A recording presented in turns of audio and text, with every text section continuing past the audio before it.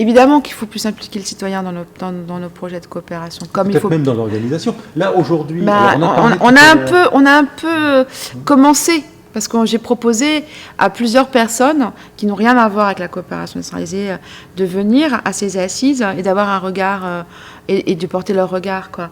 Donc c'est ça, on appelle le groupe des étonnés, mais il y a aussi Jean-Rémy Mourad, qui est un entrepreneur au doigt de Carcassonne, d'origine libanaise, qui est venu témoigner. Et il y a plusieurs personnes alors, qui n'ont pas forcément pris la parole, mais il y a une dizaine de personnes qui sont venues comme ça, parce que je les aurais dit, venez voir ce que c'est.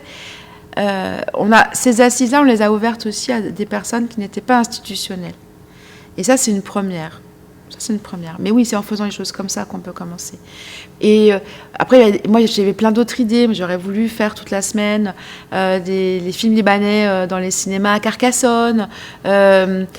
L'ambassadeur Rami Adouane du Liban en France, il avait ouvert, il a dit tous les films que tu veux, tu les auras pour zéro. Sauf que derrière, on n'a pas eu le temps, ni l'énergie, ni les personnes pour aller, parce qu'il faut mettre en branle tout un truc, on n'a pas eu le temps de le faire. Voilà, donc j'avais des idées comme ça, on aurait pu faire dans les quartiers. J'aurais voulu faire une séance de musique, peut-être dans les quartiers, notamment au Viguier, où ils font Araboc avec On se bouge. J'aurais voulu leur proposer qu'on fasse quelque chose avec le rencontre du Liban et de la France. J'avais plein d'idées comme ça pour que ces assises, elles impactent le territoire et le citoyen. Après, c'est une question de capacité concrètement, quoi. Il y a un moment que la structure dise, voilà, on vous le donne, allez-y, faites.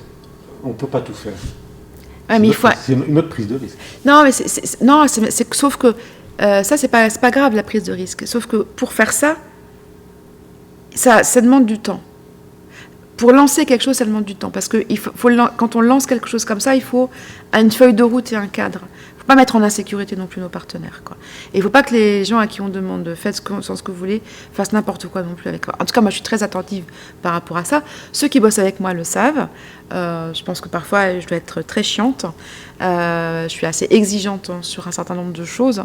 Et une de mes premières exigences, c'est que quoi qu'on fasse, si on le fait nous-mêmes ou qu'on demande à quelqu'un de le faire, l'important, c'est qu'on vérifie le sens, les objectifs, l'éthique.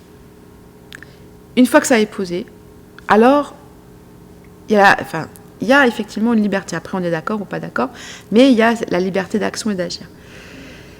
Donc ça, mais pour faire ça, il faut avoir un temps d'animation avec le collectif pour qu'ensuite, quand on sent que le collectif il a pris le relais, alors là, on sent que c'est bon, on peut se reposer et suivre.